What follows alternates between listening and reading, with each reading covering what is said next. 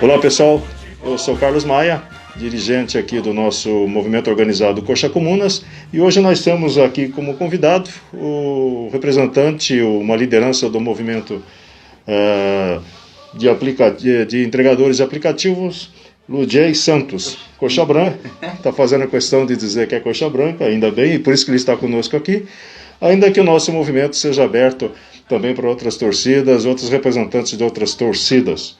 Mas o que importa para nós aqui é entender que nós temos diversas lutas pelo Brasil afora nesse momento de, infelizmente, de pandemia ainda, mas os trabalhadores têm as suas pautas, suas reivindicações e suas lutas. O companheiro Ludjei é uma das lideranças que na semana passada reuniu mais de 400 ou 500 entregadores de aplicativos no centro de Curitiba e fez um manifesto grande, de certa monta grande, porque acho que foi a primeira vez que esses trabalhadores foram às ruas, se organizaram em busca de suas reivindicações. Quero apresentar então o camarada Ludjei e, por favor, fala um pouco para nós de suas lutas. Saudação, camaradas, meus companheiros aí de luta, pessoal do MOC. Maia, obrigado pelo convite. A gente, dia 1º de julho, a gente fez uma parada Break dos Apps no Paraná, não sei se foi o Paraná todo, mas em Curitiba a gente conseguiu ter um destaque aí, chamar a atenção, junto com os entregadores de aplicativo. E aconteceu em São Paulo, Pernambuco, Rio de Janeiro. Foi de amplo nacional esse movimento, essa ação de luta, em prol de melhorias, de condições de trabalho melhores aí para os entregadores. E eu sou Ludjei Santos, um dos líderes aí dos entregadores antifascistas aqui de Curitiba. Gostaria que se listasse para nós os pontos mais diretos, mais específicos de vocês. Bom, são vários, né? Mas eu vou citar 3. Um é aumento de valor aí na questão do quilômetro rodado. No começo da pandemia eles aumentaram e agora diminuíram, porque também aumentou o número de entregadores. Isso acabou gerando aí um desgaste maior para o entregador, porque ele fica 6 horas na rua esperando ser chamado pelo aplicativo, e às vezes ele tem que andar 4 km para encontrar o estabelecimento de entrega, e mais 4 ou 8 para encontrar ali o cliente que vai receber o produto. Então isso já se perdeu 15 km, ele só ganhou por 4 ou 5. Então acho que é mais justo aí um aumento aí por quilômetro rodado. Hoje a empresa paga R$1, em média, às vezes não chega a R$1, tem vezes. Então é injusto essa parte. Então um aumento em quilômetro rodado. Segunda parte é lanche, almoço, café da tarde, café da madrugada para os entregadores, que eles não têm isso, né? Os aplicativos não fornecem. E como nós vendemos nossa força de trabalho, nós também temos que ter essa garantia de pelo menos uma refeição. E o terceiro ponto é os bloqueios indevidos, que às vezes o entregador está no banheiro, às vezes não pode atender naquele momento, e ele cancela a viagem e ele é bloqueado por não estar em condições de entregar o produto. Isso não devia acontecer. Acho que, como disseram para nós que nós seríamos empresários, e quando a gente rejeita um pedido, a gente é multado, bloqueado pelo aplicativo, então a gente não é nada. Então, o que nós somos, né? Deixo para vocês responderem. Pois é, Ludjei. A gente sabe que existe uma massa de trabalhadores que não tem registro em carteira, né, que estão no trabalho informal. Justamente a importância de vocês se organizarem. A pergunta que eu quero te fazer também, Ludjei, como é que você vê o Estado, pelo menos não existindo, de fato, uma preocupação do Estado, dos governos, em relação a um pagamento de salário para esse contingente de trabalhadores, ainda que algumas medidas tenham sido tomadas, mas com muitas falhas. existe a ajuda assistencial de R$ 600, que a gente sabe que grande parte dos trabalhadores não estão recebendo por uma série de situações colocadas para dificultar o acesso desses direitos aos trabalhadores, e a gente vê também desvios desses valores para segmentos da sociedade que não necessariamente precisariam disso, e não precisam disso, que são militares, segmentos da classe média que está recebendo esses valores. Você não acha que está existindo uma ineficácia do poder executivo, dos governos ou do próprio presidente da República com os trabalhadores?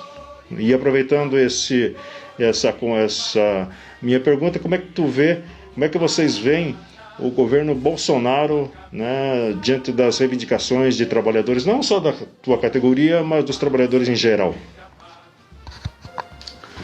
Bom, o Estado, as instituições do Estado deveriam garantir proporções aí de condições de garantias para o trabalhador.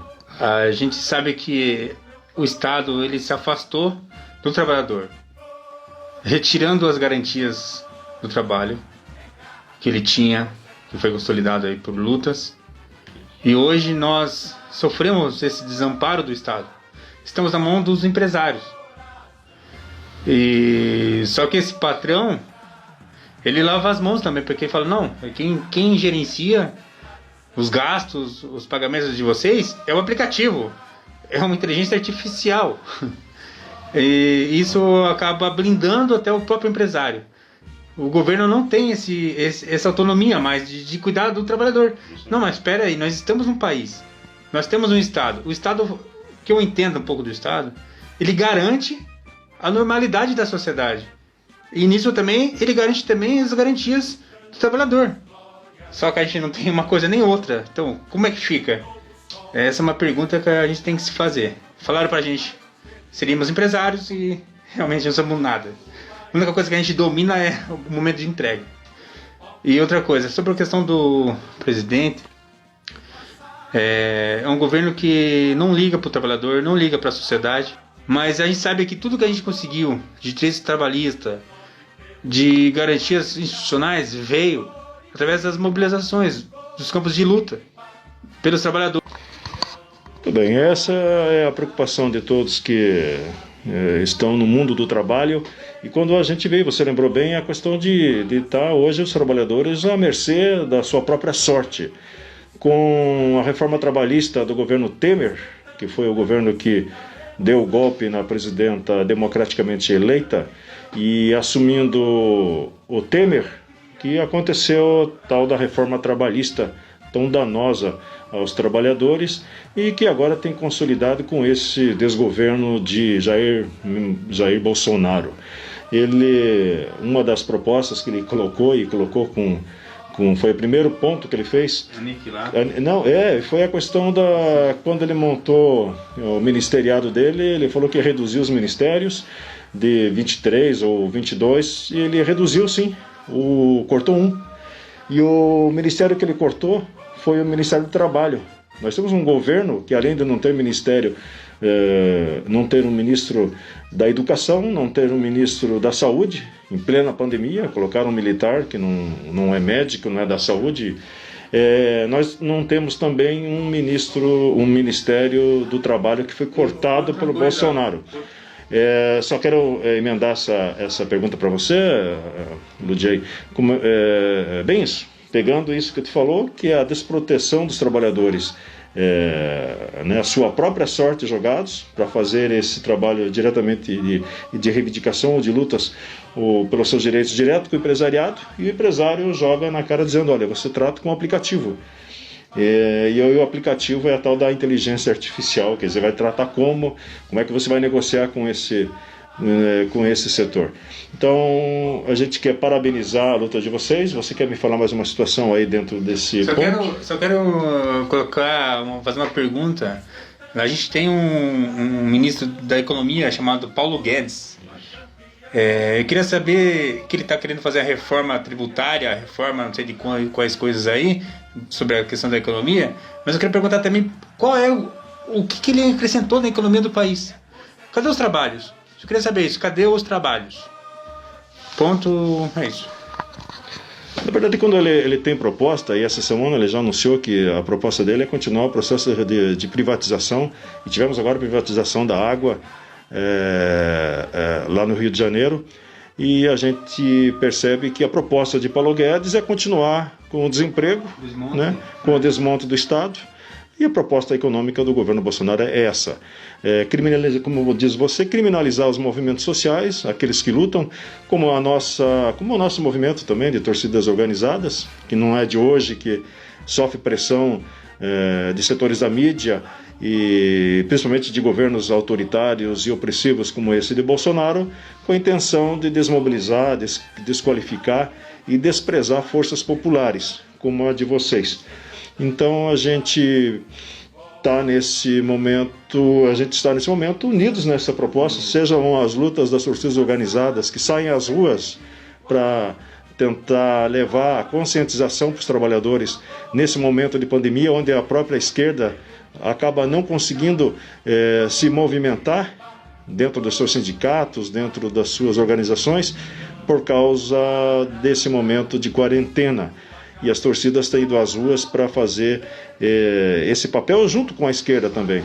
Mas nesse momento jogando um protagonismo muito maior, junto agora também com os companheiros dos entregadores de aplicativos. Você me fala um pouco sobre a questão da imprensa, né? A gente acabou dizendo há pouco que ela sempre tem defenestrado os movimentos sociais, mas me parece que alguns setores, é claro que você não precisa dizer o nome desses setores, pode até dizer, estão procurando um movimento para que vocês possam passar ou dialogar com eles a luta de vocês. Como é que está a imprensa em relação ao movimento? A gente está sendo bastante requisitado aí, até o nosso líder do Entregadores Antifascista, o Paulo Lima. A agenda é lotada, né? Agora o Paraná aqui também está começando aí a se expandir a questão da imprensa chamando e querendo para conversa. E a gente está explicando que a luta dos entregadores é essa: melhores condições de trabalho. Às vezes não tem nem banheiro para o entregador usar. Eu acho que também eu ia acrescentar aqui uma pauta, ter um espaço para os entregadores. Eu acho que o entregador passou ali, tem banheiro, tem café para ele, que podia estar disponível também. Os aplicativos têm um espaço liberado para isso. Então a imprensa está tomando conhecimento disso e a gente está nessa luta e vamos para cima, porque os trabalhadores unidos aí é a forma mais importante de acrescentar aí valores aí para a sociedade.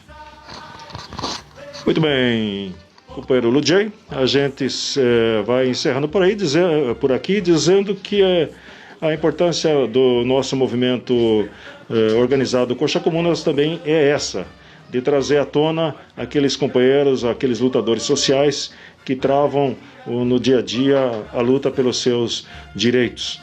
Então, se a imprensa tem uma certa resistência, uma grande resistência para os movimentos sociais e para aqueles que lutam, né, à frente desses movimentos, você e outros saibam que o movimento Coxa Comunas vai estar aberto para vocês sempre.